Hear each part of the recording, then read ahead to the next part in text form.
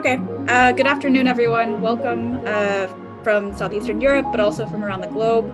We're very happy to have you here today for this third webinar on the UrbanByNature Southeastern Europe series. Today's session is going to be focused on achieving environmental and social targets through urban greening plans. And this program is supported by the Clever Cities project. I'm Maggie Armstrong, and on behalf of ICLEI World Secretariat, I have the pleasure of facilitating today and guiding you guys through this webinar, along with colleagues from ICLEI World Secretariat, ICLEI Europe, the Center for Experiments in Urban Studies, CEUS, as well as representatives from the cities of Belgrade and Athens. A couple of important notes before we start. First, this webinar is being recorded. And then second, there is the option of a live translation to Serbian available, and you can access this through the small globe symbol in your control panel. So for the lineup today on this webinar focusing on urban greening plans and NBS action planning in cities, we have a great lineup of speakers, both from the Clever Cities project and then also from Southeastern Europe.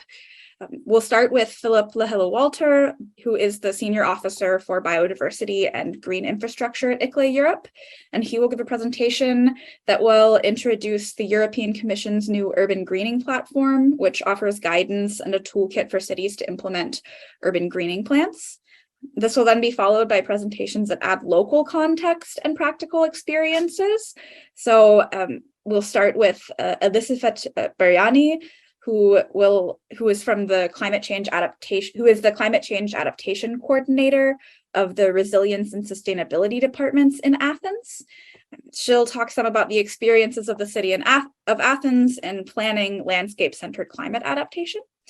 This will then be followed by Milan Milenković, who comes from the Secretariat of the Environmental Protection of the city of Belgrade. And he also then will speak some on the experiences developing urban greening plans in Belgrade.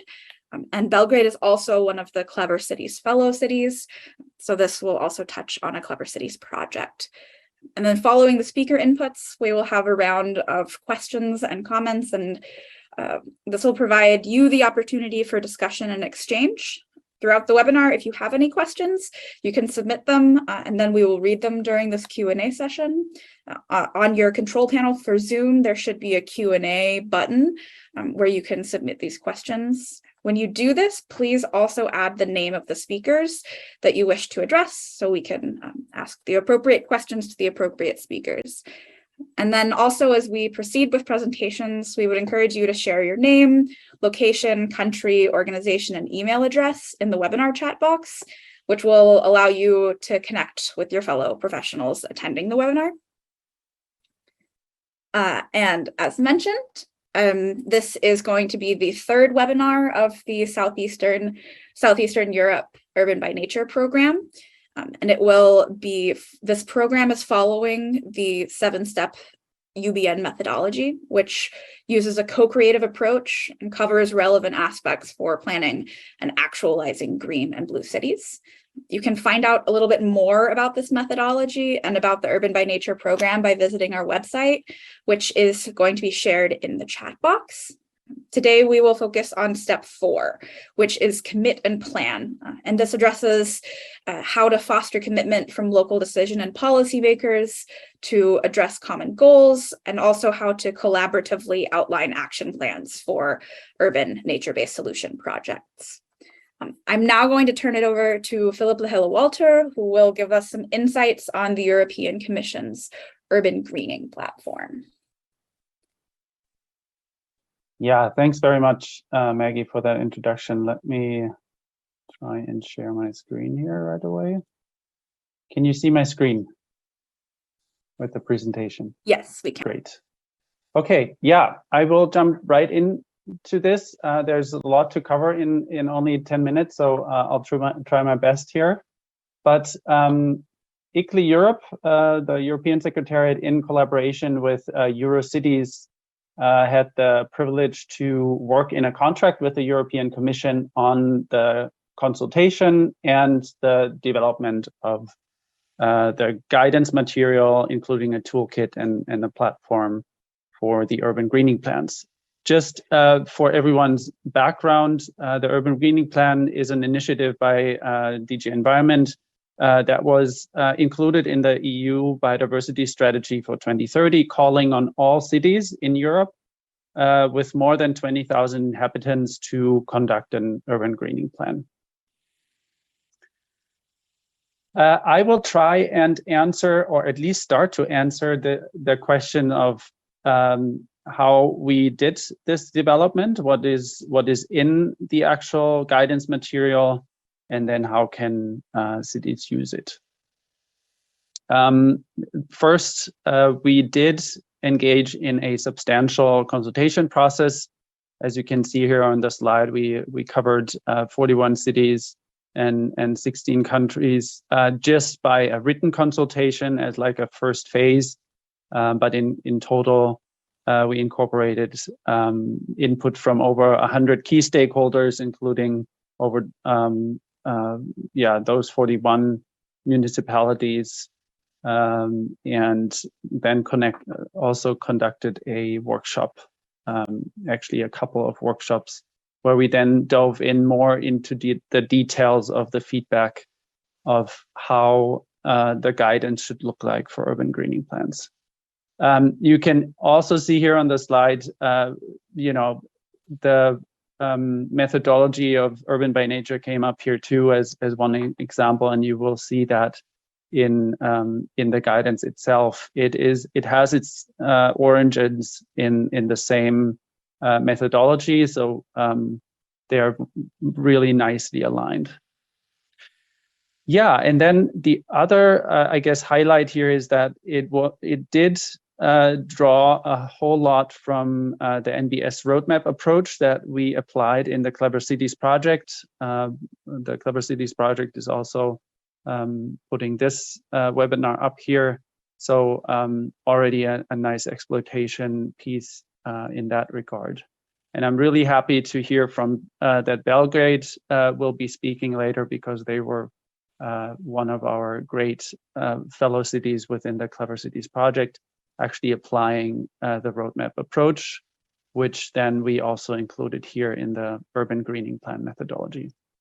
And this is what it ended up being. Based on all that input that I just described, the methodology landed on a 10-step approach based on 3 phases. And you can see right away here in the middle, it is all driven by co-creation. Co-creation is at the core of the methodology and drives really every single step here. Then at the same time, there will be an urban greening plan toolkit, which supports cities in the implementation of the urban greening plans. It is structured around the phases and steps that you just saw, and it has a wide range of tools covering EU-level data all the way to citizen-led initiatives. And I will try and highlight just a couple ones, just so you get a feel for what's included. The first phase is the preparation phase. We do think that securing a long-term political commitment is really key to drive the necessary change that is really needed in the city in order to prioritize nature. It aligns very well with the topic of this webinar here, and that was an overwhelming feedback that we got by the city, that there needs to be buy-in from the top in order to make that shift in prioritization. Second step is establishing a working structure that's mostly within the municipality, making sure that there is a team that is well equipped with all the resources that they need, both financially but also skills, for example, tools that they might need. And that also means participation across departments. It should not only be one department. Urban greening ties into so many other activities of a municipality, as you might already know. Then step 3 is establishing a co-creation process. That is really making sure that all the key stakeholders are included here, reaching out to different sectors, reaching out to different levels, even in terms of governance, including the regional government might sometimes be be helpful. So making sure that we unleash that collective power of all key stakeholders in the co-creation process. One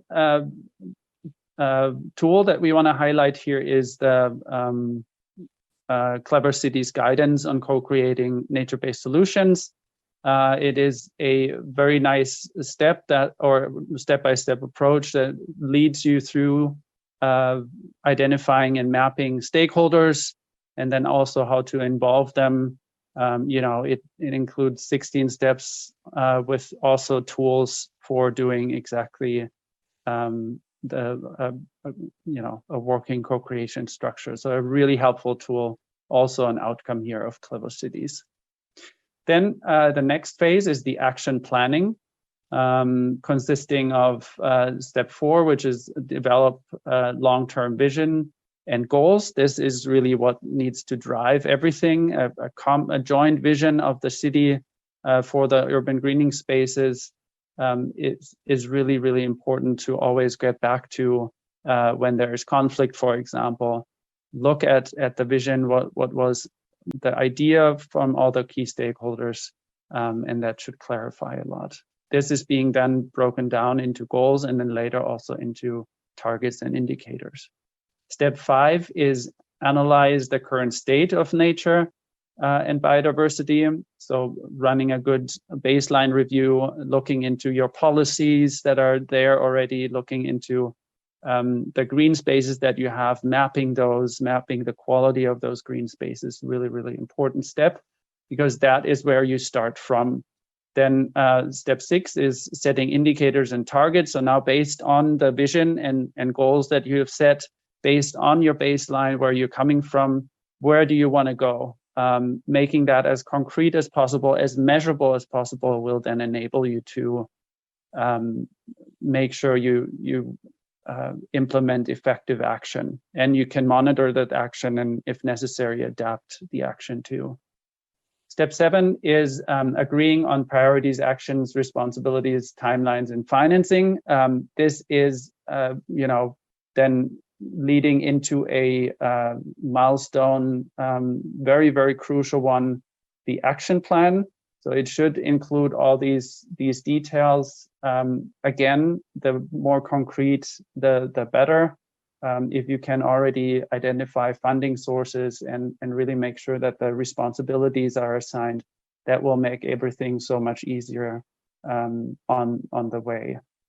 Then last step here in that phase is step 8, developing a communication, education, awareness strategy. So crucial to make sure that there's a transparent way to communicate all the good stuff that you're doing in your city, all the benefits that urban greening are providing. Making it tangible to citizens is making your life that much easier by creating support, but also building capacity within other sectors that then can contribute to your goals in the municipality. A tool that we want to highlight here is for step 5, the Copernicus Land Monitoring Service Urban Atlas. It allows you to access satellite data through the Urban Atlas with comparable information on land use and land cover across functional urban areas. It allows you to analyze the state of nature within a city. You can even look into now the trees that are there in your city. And then the other tool that we want to highlight here is the City Biodiversity Index, also called the Singapore Cities Biodiversity Index, which is a self-assessment tool for cities to evaluate and monitor the progress of your biodiversity conservation efforts. It runs off of a city profile that you're creating for your city and 28 indicators that measure not only native biodiversity and ecosystem services, but also governance and the management of biodiversity, which is an innovative approach and very helpful in that respect. Now, the last phase here is implementation and monitoring. with the steps of establishing monitoring, reporting, and evaluation system. All these steps before led up to this. You want to look at your indicators and see if you need to adjust anything in order to make your urban greening as effective as possible. And if you reach all the other goals and benefits that you're hoping for. Then step 10, the last one here, is adopting, publishing, and implementing the plan, of course. One tool that we want to highlight here is the Connecting Nature Reflexive Monitoring that also lets you really, methodologically go through your activities and look at them very closely. And so you can identify in real time what needs to be adapted as soon as possible. Okay, with that was really a quick fly through the methodology. I hope that was useful and looking forward to your questions later. Thank you. Thank you, Philipp, for that contribution. I think that's a really interesting and useful way to break down all of the different steps that could be used in this co-creation and planning phase. And I think it's very, very great that this is happening now, encouraged to happen on a European city scale. And so with that, I want to then go into our second presentation from Elissavet Bargianni. And I want to remind everyone to, if you have any questions for Philipp, please post them in the Q&A section. And then also, if you have any questions for this upcoming presentation, please feel free to post them in the questions and answer box. All right. Thank you. It's a great honor to be with you and share our aims and actions for the city of Athens. I'm really happy to be part of the extended group of clever cities. We've done a meeting in Belgrade, which was absolutely amazing. And I'm really happy that I'm participating in this webinar as well. So I work for the city of Athens. I'm a trained landscape architect. I've been working quite a few years in the greening department of the city of Athens.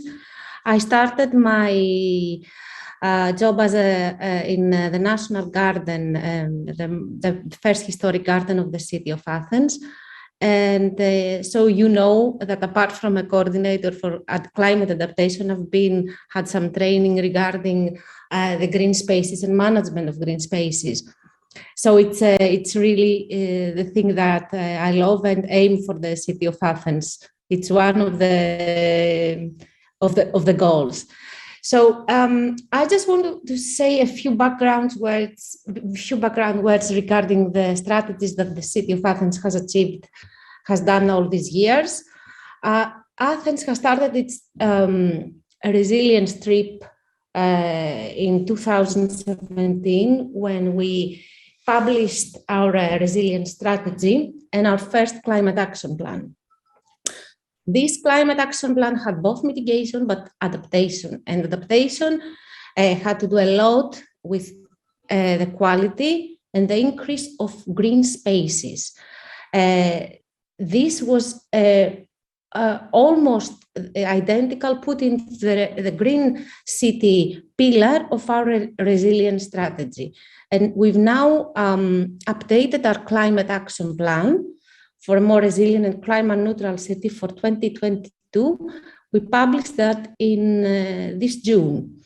So, which is a more landscape-led adaptation climate action plan, and it has its value for the city. So the two basic goals here, you just see an outline of the climate action plan lines of actions, and there are some sectors which mostly have to do with mitigation actions, but certainly number 3, urban regeneration with green and blue infrastructure, management and rehabilitation of ecosystems and biodiversity, and preparedness and action on climate hazards are the 3 main core adaptation pillars of of our climate action plan, with a lot of greening initiatives on the other pillars as well.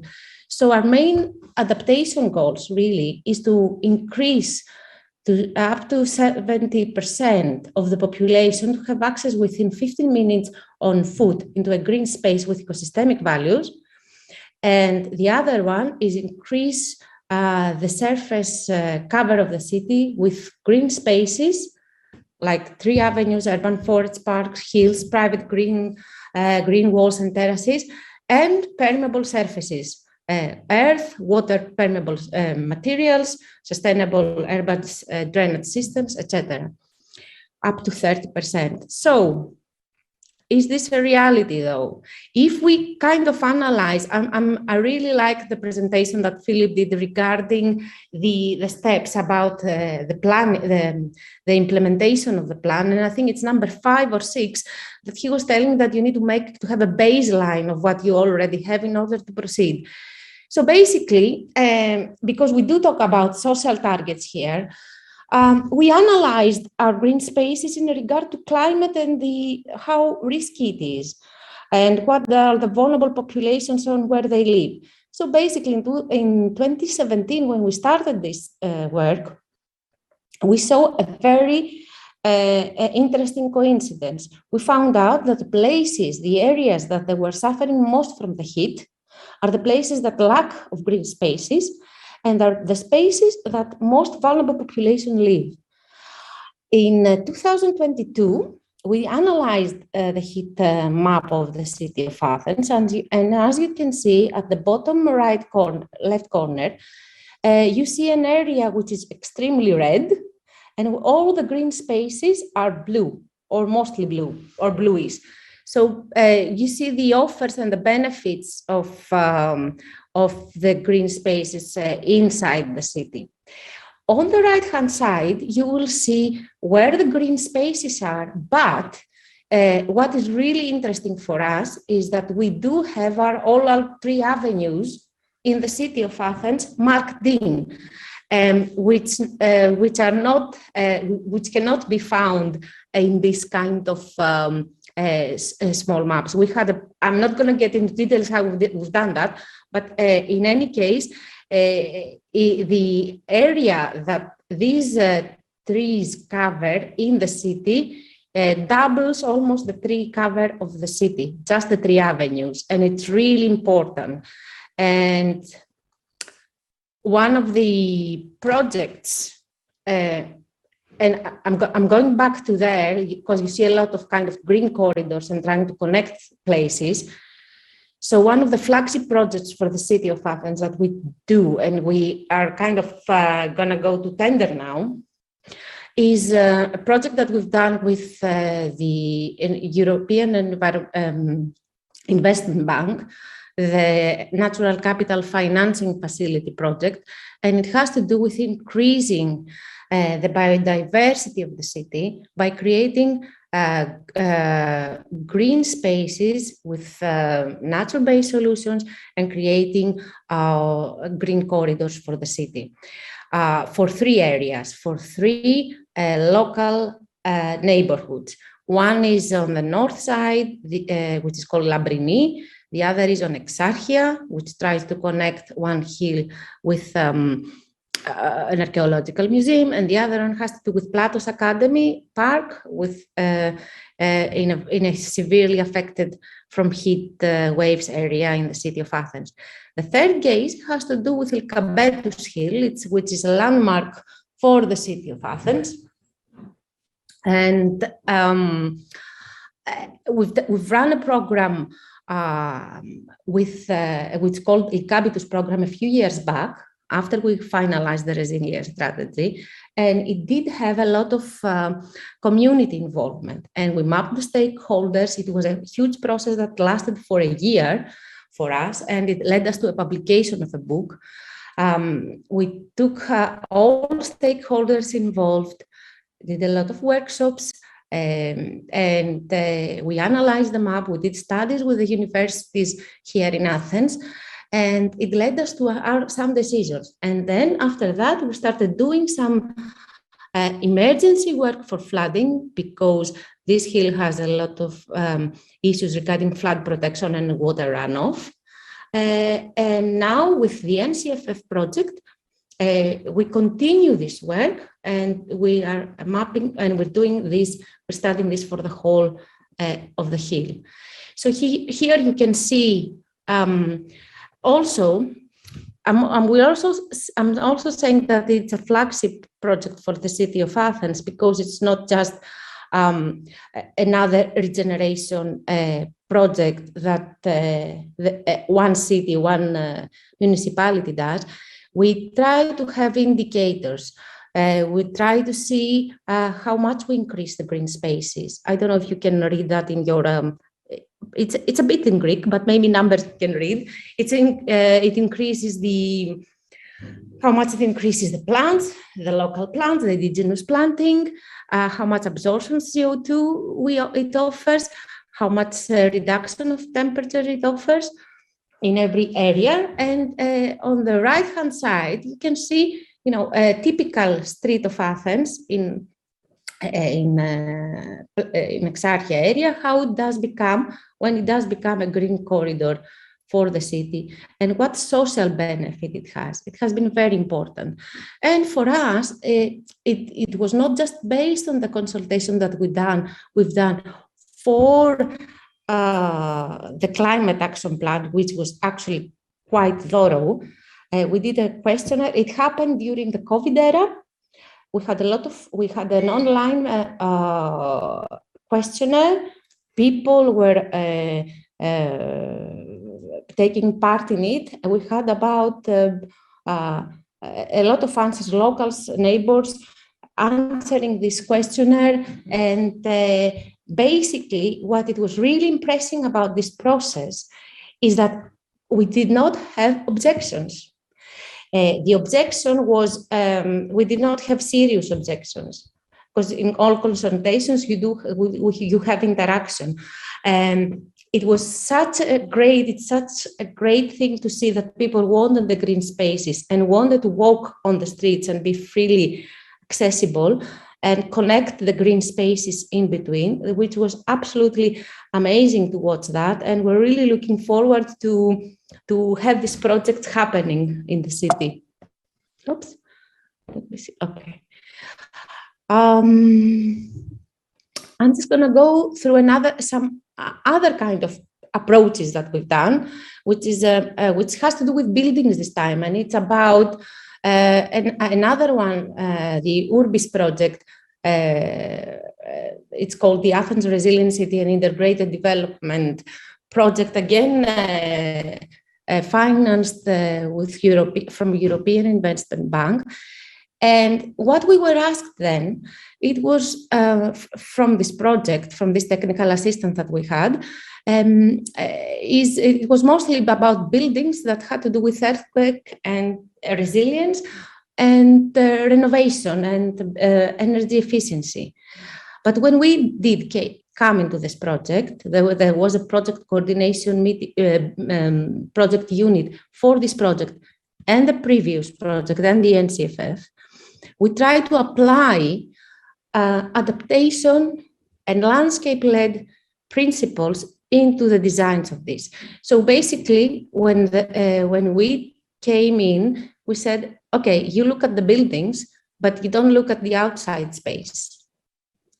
You see, it's a building that has to be seen as a building complex, and it has to be seen as a system of as a system of operations.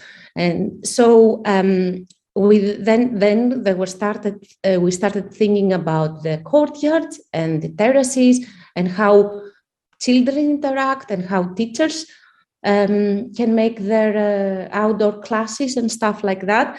So 3 of these projects have come out to tender now, so we will be soon seeing them. I could speak for hours regarding each one project, but I've been trying to pick some of the highlights of each one. And The same thing we try to do with our participation in the climate neutral and smart cities in the EU mission for Athens, because we are one of the 100 cities now.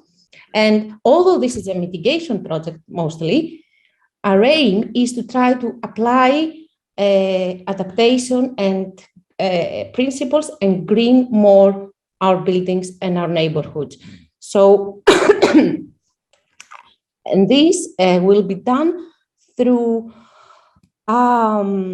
connecting, if you want to say, because we've realized even running with the NCFF project, which has to do issues with transportation, mobility, that these two things, these two activities go along hand by hand for the city of Athens at least, which is a very densely populated city and very densely built city. So basically in the city of Athens now, we have about hello? Hi, it's been, we're running a little bit over. If you could.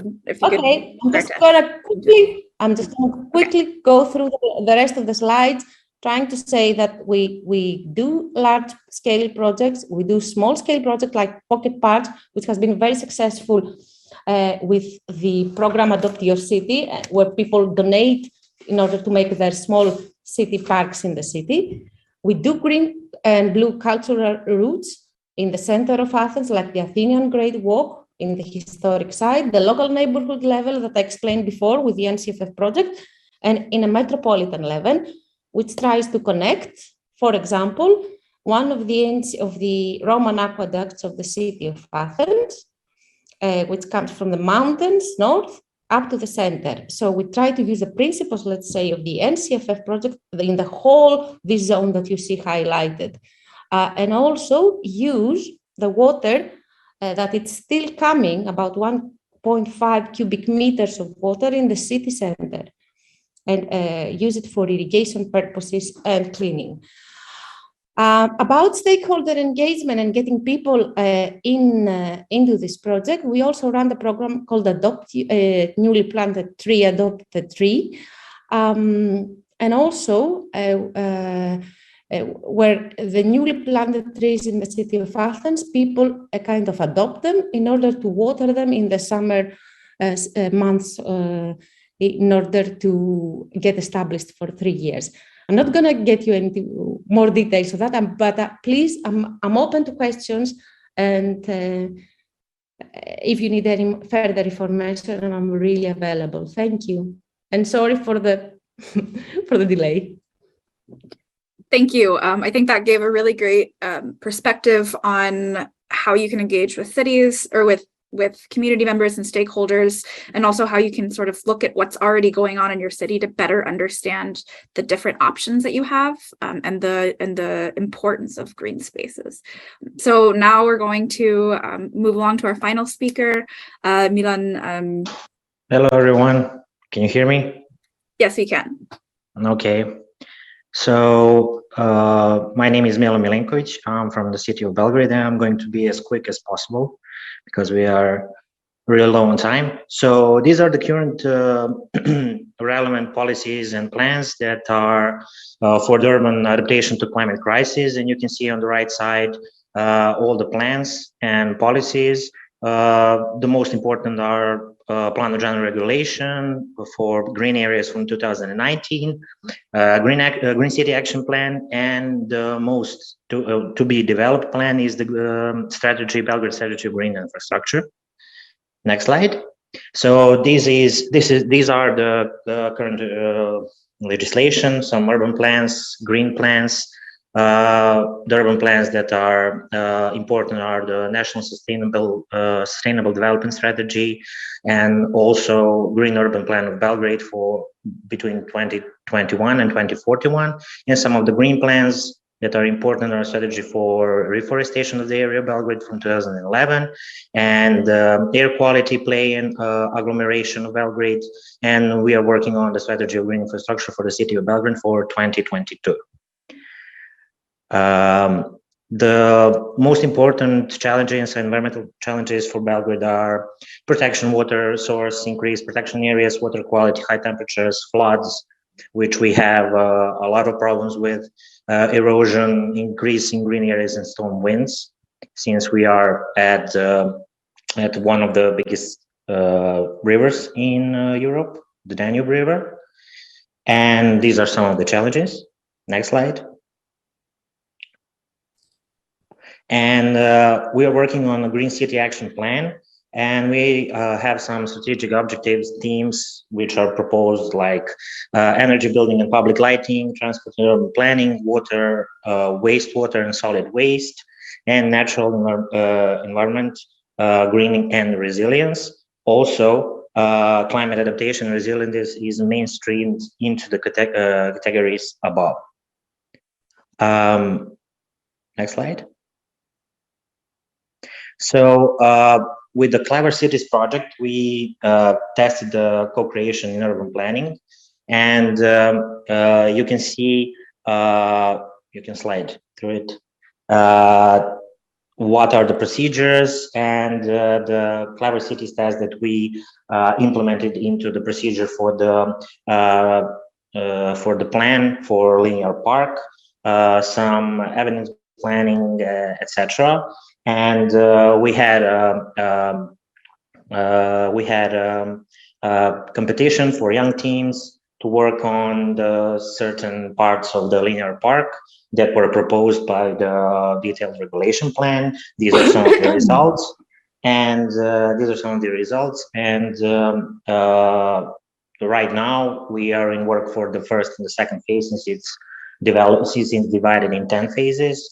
And after the first draft plan, we had careful analytics and some public discussions, workshops that in which the citizens of Belgrade participated, and have a lot of proposals that we implemented into the plan. And after all that work, and the plan was adopted last year in August. And right now it's in developing, as I said, phase 1, phase 2. And for the city of Belgrade, we have a lot of ambitions, especially the urban planning part with the green ambitions, specific areas in the Belgrade for future public green areas, some new plans, green pockets, a lot of parks. And also we're going to have at the end of the presentation a small animation of what we have done for the city of Belgrade, the green area. So this is the animation. We mapped all the existing green infrastructure, what is the planned green infrastructure, and this was all in 2021. You can see the agronomy and function of environmental function around the city, in the suburbs. Also plans for new green corridors through the municipality of Belgrade, new parks, also the outside the green ring around the municipality of Belgrade, and the inside ring, green ring of the city of Belgrade. These are some of the plans that we are developing on, and that are going to be implemented by the year 2041 with the general urban plan. I'm sorry, I was quick, because with the time that we had, I could go on with everything that we are working on right now. So if you have any questions, you can ask, and thank you very much. Thank you, Milan, for that perspective and the details of some of the stuff that's been going on in Belgrade. And so I think I want to start, open up the question and answer phase with a question to all three speakers. Answer, whoever wants to answer first can. The question would be, from your experience, how does NBS related urban action planning benefit from close collaboration with local residents and stakeholders? Okay, so okay, Anna, you can. Yeah, thank you. Thanks a lot, Milan. I'm Anna from CEU, Center for Experiments in Urban Studies. We are a local support partner to the city of Belgrade within the Clever Cities project. And actually, in our experience with linear park that Milan presented quite well and concisely, the inputs from co-creation from wider public actually had a critical role in development of this planning process, because in the beginning there were some ideas about some iconic buildings within the park and more commercial facilities, but actually the survey that Milan presented as well as the design competition revealed that citizens and also the professional public are really in favor of developing very ecologically functional and biologically valuable new green area, which is not so commercial and maybe can provide less revenues, but obviously it's extremely needed. And also we had a lot of very productive and constructive collaborative and co-creation activities. So for us it was really a pilot example, but very valuable one. Very rewarding. Maybe Elissavet can complement because they also have a lot of experience. If it's okay, I'll come in here real quick. Totally echo what Anna said here. And this is exactly the reason why in the methodology for the urban greening plans, we put co-creation at the center, because it was clear from the feedback from the cities that engaging key stakeholders, and citizens are obviously probably the most important key stakeholder here in a process, in action planning, and then in implementation is so powerful, because you have the local knowledge, you have cultural backgrounds that are really relevant, you have historic backgrounds of those different stakeholders, all knowledges that are really hard to combine in a municipal staff team solely. So there is this unlocking of capacity and different aspects there. Now, we did also have cities that shy away from co-creation because they think, or because they had concerns that it would be more expensive, that it would be cumbersome to have, controversial discussions with citizens. But the reality is, you will have these external costs, so to speak, either way. You either have them baked into a co-creation process and well facilitated, or you have them during the process with protests from citizens or any other interventions that citizens that don't feel heard are raising. So in the end, it's better to approach this head on, and we can see that in Belgrade, how successful that was. It was a little bit of more work at the beginning, but it paid off on the long term, and really make sure that it's a sustainable project in all dimensions of sustainability.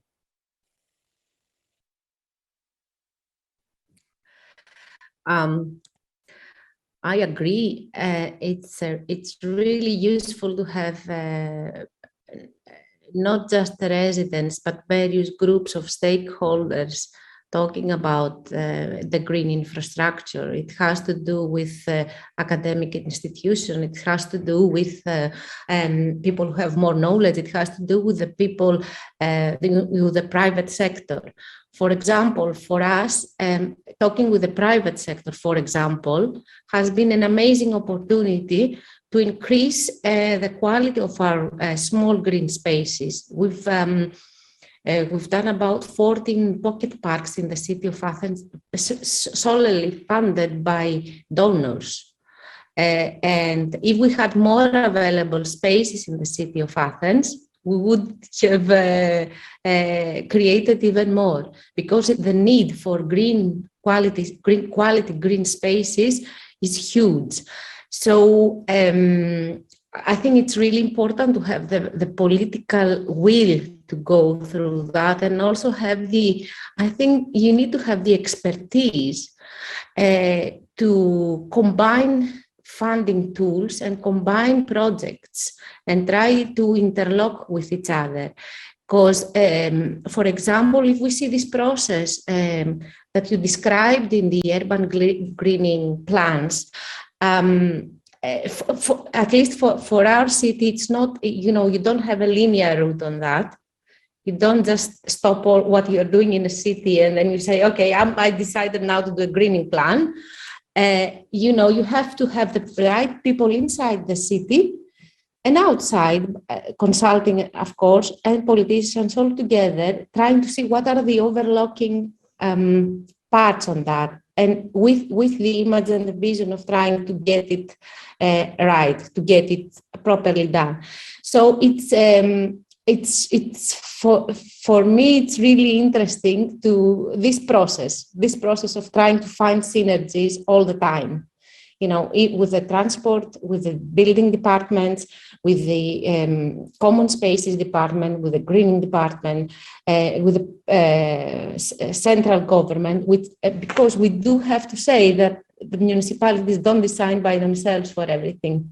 It's something that it's at least for Athens, we have decentralized government, we have the region, and we have governmental issues. So you have to be open and multitasking in a lot of sense regarding that, trying to keep your focus. Thank you. Thank you all for those answers. I think it's really important that you echoed each other, that you've had kind of similar experiences with the importance of engaging with communities and stakeholders. I wanted to touch on one of the conversations that's going on in the question and answer.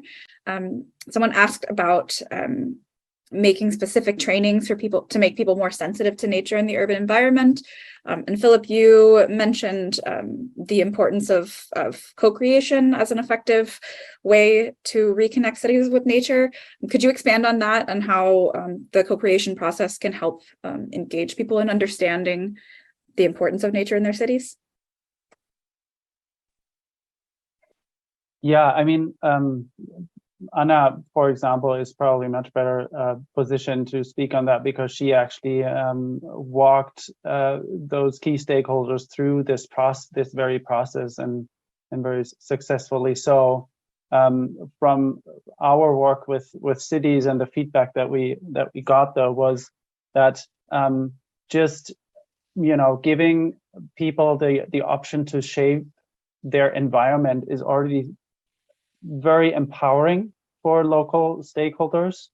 It is something that they're not necessarily used to. And usually what you find is that they are much more open to learn about the things that they can shape around their environment. So if you engage them in designing a park, for example, they will try and learn about what different options there are for parks and how they can be designed and what plant species, for example, you want to have in there and what's the pros and the cons of these species. So, in that act of empowering them to shape their environment, you unlock an energy that would not be there if some agency from the municipality would slap a finished plan in front of them.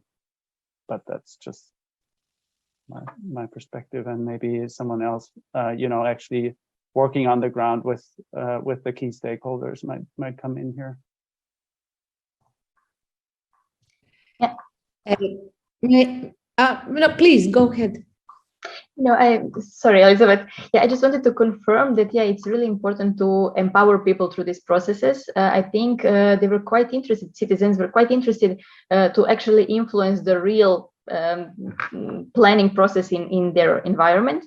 But we have to not stop on the planning level. And that's why Clever Cities methodology is really good, because we will also develop the implementation and financing plan. And I'm very glad that Elissavet mentioned the financing instruments as well, because that is really the key element of our case. Also last week we had an event and somebody mentioned nature-based solutions prosumers. I really like that term because it's actually what we should all be working on and what urban greening plans are about, I would say. We are still having some educational and informative campaigns, like we develop NBS catalogs with local examples. Then we organize green walks for citizens and sometimes green walks for children. Milja, one of the attendees, also actively helps us on this. But I think it's really important to start really creating nature-based solutions all together and in collaboration and co-creation. Yes, what we found really important, apart from this kind of activities, publications and events, and it's really important to get the right information on a city level website, let's say, in terms of that. It's really important for people to try to have this clarity of information and goals in terms of, regarding what the city aims. And I think by publishing strategies is a commitment that people see from politicians regarding what they want to do, and they can be also monitored by the people. So by publishing that, it's one thing, but also on a practical level, we do a lot of work with schools. For example, now we run a European program called Fusili, and it has to do with, one of the things that we do in this program, we create for the 68 municipal